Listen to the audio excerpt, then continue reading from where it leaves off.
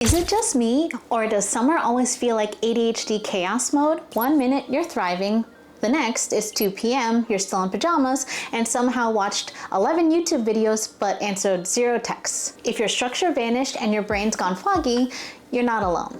Summer is executive function's worst season, but today we're gonna fix that. Let's talk about why summer routines crash for people with ADHD and what you can do to feel grounded again, whether you're a teen, college student, or an adult trying to hold it together. So let's start with what's actually happening here. Summer strips away the external structure that many people with ADHD rely on to function. That means no consistent school or class schedule, no deadlines, no morning bells, no built-in reminders to eat, sleep, or log off TikTok. And if you got ADHD, your brain doesn't naturally create structure. It responds to urgency, interest, or pressure.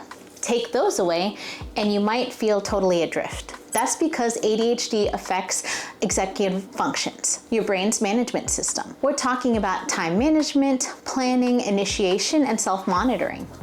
In the summer, it's like trying to manage a team with no calendar, no alarms, and everyone's on vacation. So you end up with sleep schedules flipped upside down, a million half-started projects, late night doom scrolling, guilt about being lazy even when you're not, and here's the kicker.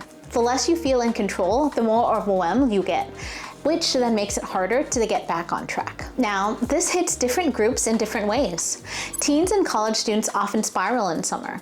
They're used to classes, creating rhythm. Suddenly they're supposed to relax, but relaxing feels like falling apart. They might stay up until 4 a.m., isolate, or just feel lost. Young adults might struggle when internships or part-time jobs have vague or flexible hours.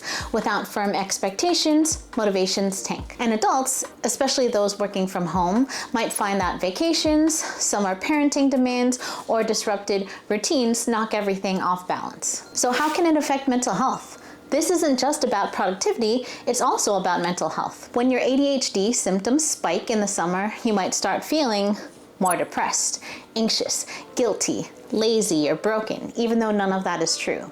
And for people already managing anxiety or mood disorders with ADHD, that lack of routine can bring a real emotional crash. Your brain craves predictable rhythms. Without them, stress hormones spike and executive function drops even further.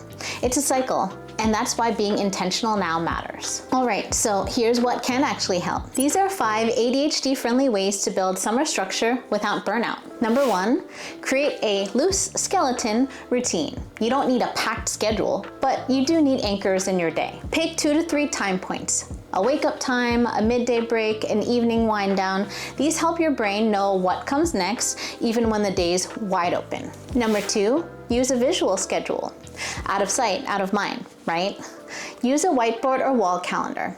Physically write out your week, even if it's just Monday, go outside.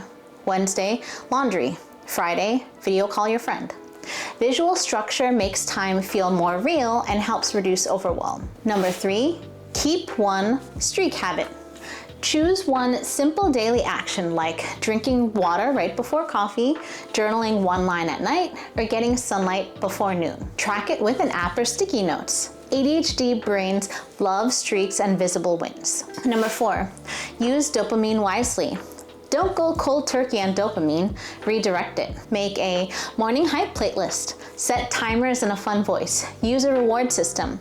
If I do this 30-minute task, then I earn 10 guilt-free moments of scrolling on TikTok. Your brain wants novelty and reward. You just need to guide it. Number 5, find one accountability buddy. This can be a friend, a cousin, a therapist, or a study buddy. Tell them your 1 to 2 weekly goals and check in. ADHD thrives with external accountability. Bonus, if the person also has ADHD, you can co-regulate and normalize the struggle. Summer doesn't have to be survival mode. With just a little intentional structure, even a little scaffolding, you can feel grounded again. Remember, ADHD brains aren't lazy, they're interest-based. Structure isn't punishment, it's protection. It's okay to start small. 5 minutes of order beats 5 hours of guilt. Let me know in the comments, what is your summer ADHD struggle and what's one thing that you're gonna try this week? And don't forget to like, subscribe, and share this with someone else whose routines might have completely fallen apart. See you in the next video, and take care of that incredible brain of yours.